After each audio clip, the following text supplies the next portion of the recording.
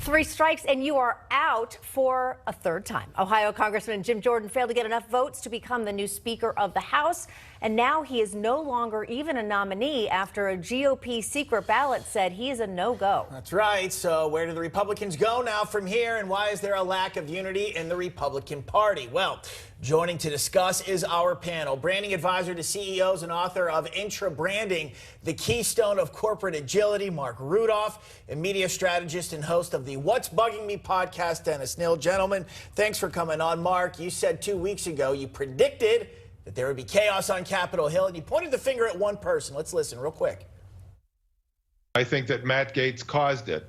What Matt Gaetz should have done, instead of acting like a gadfly, he could have acted like a leader. He could have gone to Jim Jordan to tee this up before throwing the quarterback out. On a football team, you don't throw out the quarterback before bringing in a replacement.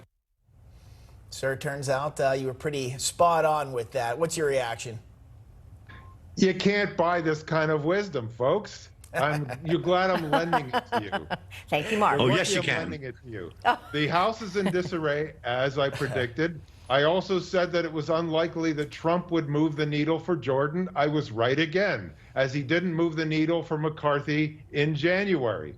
Hakeem Jeffries came within 4 votes of becoming Speaker of the House. Can you imagine, had he become Speaker, the whole Republican Party would have been wiped out. And where is Ronna McDaniel and the RNC? Nowhere to be found. This is worse than herding cats. There's no, if a Martian landed in the House of Representatives today asking, where's your leader? They would have no idea. And yet, how much has this really hurt America at all, guys? I know that if you're a member of Congress or a person who watches Congress closely, you're really rather upset about this, and it looks like it's all disarray. But I gotta tell you, for the rest of us and the rest of the country, we just don't care. It just doesn't matter. They will work it out one way or another. I think it's embarrassing for the Republicans. Gosh, I wish they got along a little better than the Democrats do. And Jim Jordan is a hero and a great American, and he will make a great House Speaker if they ever come to their senses. One doesn't think that they will. Kevin Hern's name has been mentioned, Marc. What do you think? What do I think? I have no idea. The guy is, he's an unknown. And I don't know if he's going to win, and I don't know if he would be a good speaker. All I know is now it's like drawing straws and throwing darts at a dartboard. This is not how you run a company, and it's not how you run a Congress.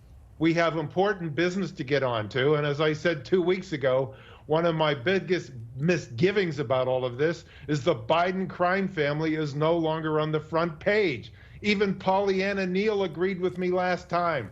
This is a disaster. They better get their S together, and they better get it together fast. Dennis, last question here. Just building off of what Marc said, it's probably going to have to be somebody we might not know too well. Don't you think, given what we've seen? You know, isn't that interesting that instead of a dynamic leader, a true lightning rod, that we're going to end up with some kind of, I don't know, unknown or milquetoast or, well, on one hand, but on the other hand, and a person who brings people together. But my gosh, I feel like it's time for a firebrand. I hope they go back to this, and I hope it's still going to be Jim Jordan. You never know. Yeah, you know, all I can say is that this is a house of cards, and each guy should be decked.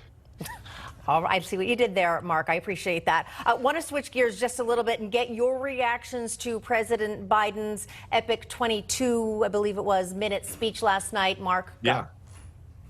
I thought it was absolutely terrible. Asking me? Marc first.